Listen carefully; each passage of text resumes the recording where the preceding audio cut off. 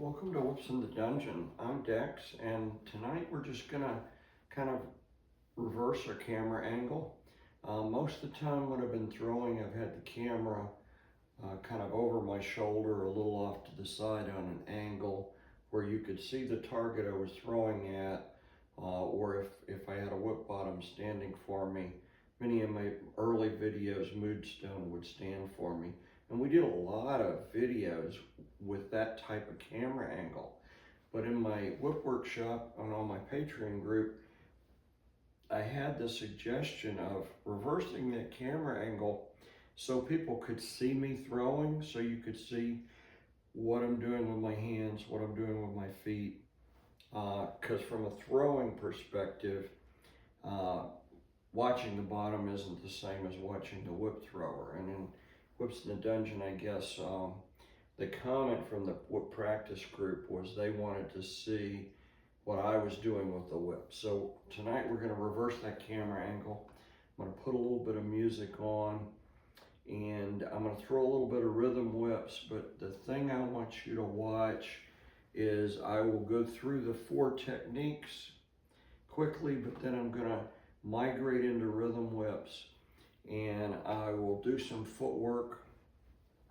When I establish my toe line, which is the radius between me and the target or the person I'm throwing with, once I've established that toe line, then I can do footwork around that toe line.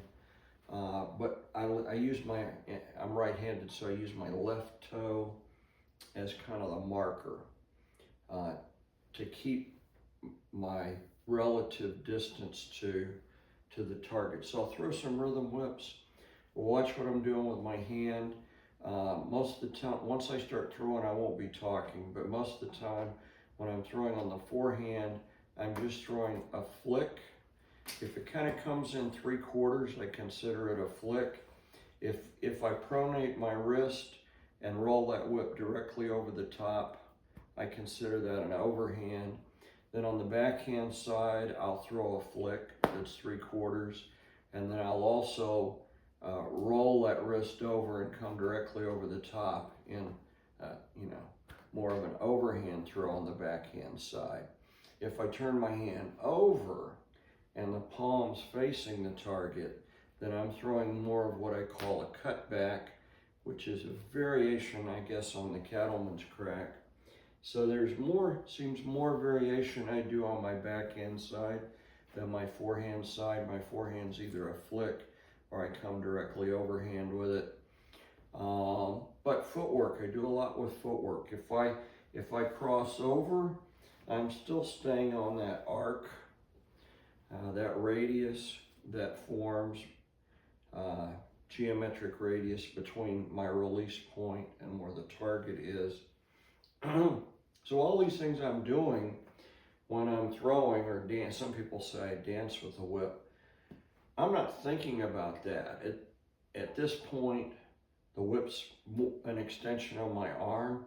Of late, I've been saying it's even more than an extension of my arm because I think of where I want the whip to go and it just goes there. So I've kind of been reading about and studying some things about Taoist beliefs and Qigong, and the concept of being able to move energy with your mind. So I look, my mind thinks, the whip responds, and that's kind of where I'm at with that.